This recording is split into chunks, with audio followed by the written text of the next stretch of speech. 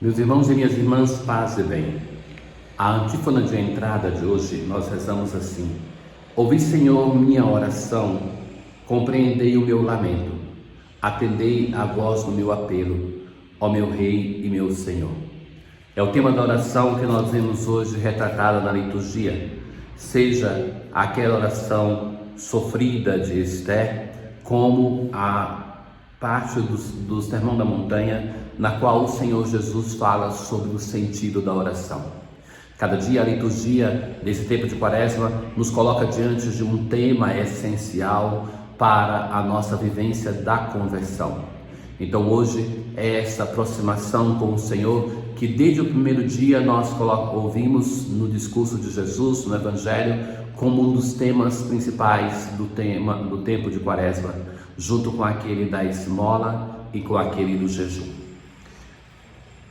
Hoje, na primeira leitura do livro de Esther, nós assim escutamos: a rainha Esther, temendo o perigo de morte que se aproximava, buscou refúgio no Senhor. E ela se prostra em oração e começa a dizer: Tu és bendito, Senhor, vem em meu socorro, pois estou só e não tenho outro defensor. Ajuda-me, não tenho mais ninguém. Vem, pois, em auxílio da minha orfandade, põe em meus lábios um discurso atraente.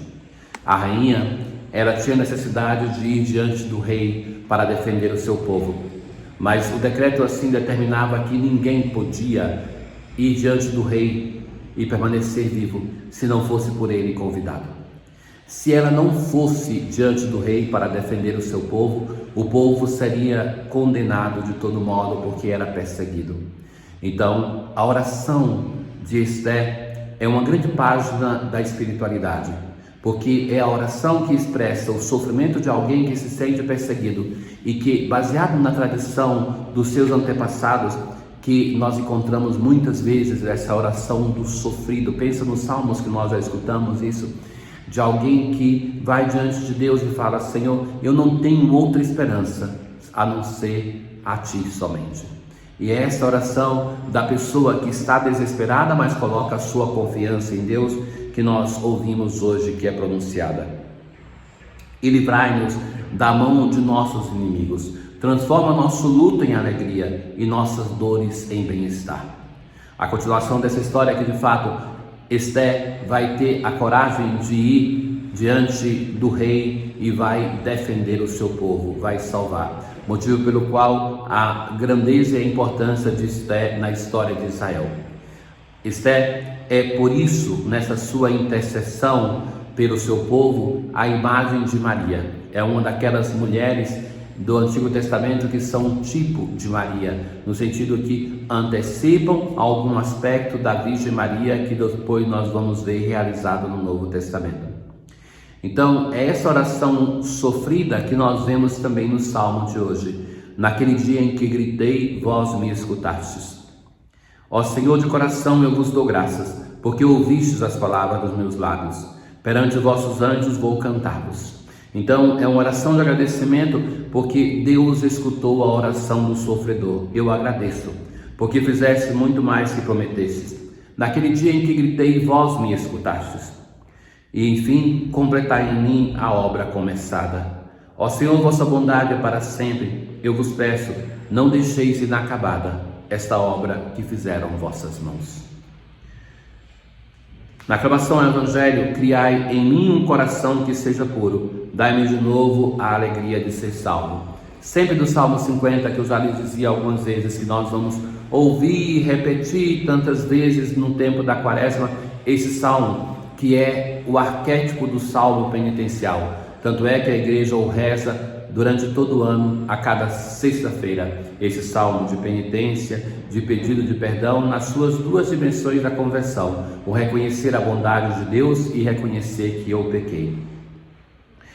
O discurso de Jesus no Sermão da Montanha agora nos apresenta, ou continua a nos apresentar, o tema da oração, com três verbos: pedi, procurai e batei. Pedi e vos será dado, procurai e achareis, batei a porta vos será aberta. Quem de vós dá a um filho uma pedra quando ele pede um pão? dá uma cobra quando pede um peixe. Então, Jesus primeiramente apresenta um Deus que é misericordioso, um Deus que acolhe os pedidos dos seus filhos.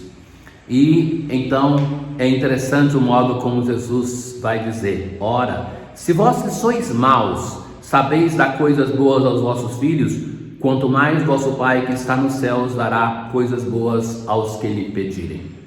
Então, este texto é muito curioso, a mudança como ele vai sofrendo ao longo do percurso dos evangelhos.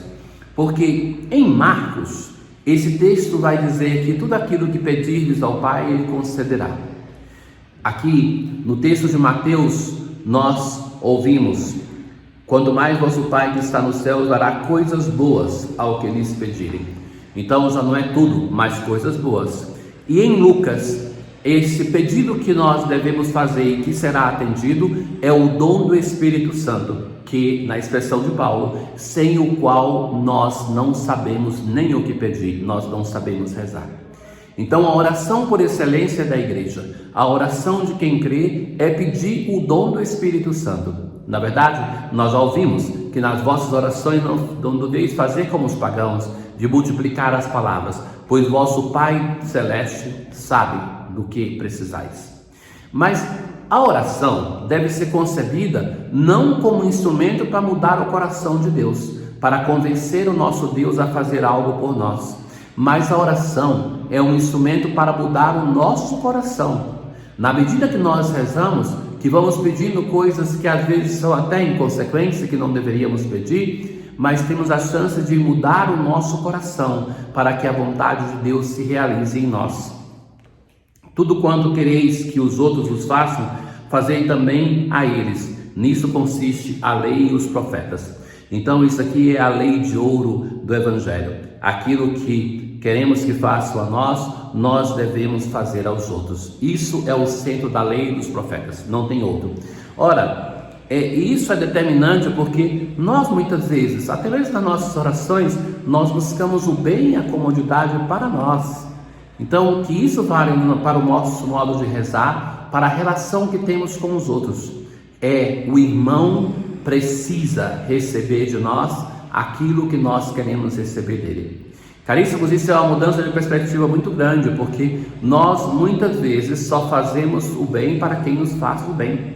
E o Evangelho faz com que mudemos essa perspectiva, porque assim é o nosso Deus. Ele faz o bem a todos, sem acepção de pessoas. Então, todos são considerados por Ele como destinatário da sua bondade, da sua misericórdia. Se nós fazemos um caminho para aprofundar as orações desses dias, nós encontramos na oração sobre as oferendas o pedido que é assim: sede propício, ó Deus, às nossas preces, e acolhendo a oferenda do vosso povo, fazei com que os nossos corações se voltem para vós. Não é assim que a conversão é voltar-nos para o Senhor de todo o nosso coração? Então, o tempo da conversão, o tempo da quaresma, ele nos convida a uma conversão, que essa conversão não é só voltar o nosso corpo, por assim dizer, só voltar o nosso exterior, mas voltarmos ao Senhor de todo o nosso coração. E não é possível fazer essa volta ao Senhor sem um caminho de oração. Sem o caminho de oração, nós fazemos até jejuns, nós damos esmolas, mas é a oração que tem a possibilidade de ir nos transformando por dentro e transformando o nosso coração de pedra em um coração de carne, para que nós não façamos as coisas somente por fazer, só pela exterioridade dos nossos atos. Quem pede, recebe, assim diz a antífona da comunhão. Quem procura, encontra, e quem bate, abrir-se-á. É o texto do Evangelho, que nos dá coragem para nós insistirmos no caminho de oração. Hoje, a primeira oração da missa, a oração da coleta, vai dizer assim: dai-nos, ó Deus, pensar sempre o que é reto e realizá-lo com solicitude. Então, o começo da nossa ação é o pensar as coisas como devem ser pensadas por Deus, como quer Deus. Mas não basta isso, elas têm que ser realizadas. Não basta termos boas intenções, bons desejos, bons pensamentos. E como só podemos existir em vós, fazei-nos viver segundo a vossa vontade. É viver da vontade de Deus que nós estamos com o nosso Deus. Tenham todos um bom dia. O Senhor esteja convosco, Ele está no meio de nós. Abençoe-vos o Deus Todo-Poderoso, o Pai, o Filho e o Espírito Santo. Paz.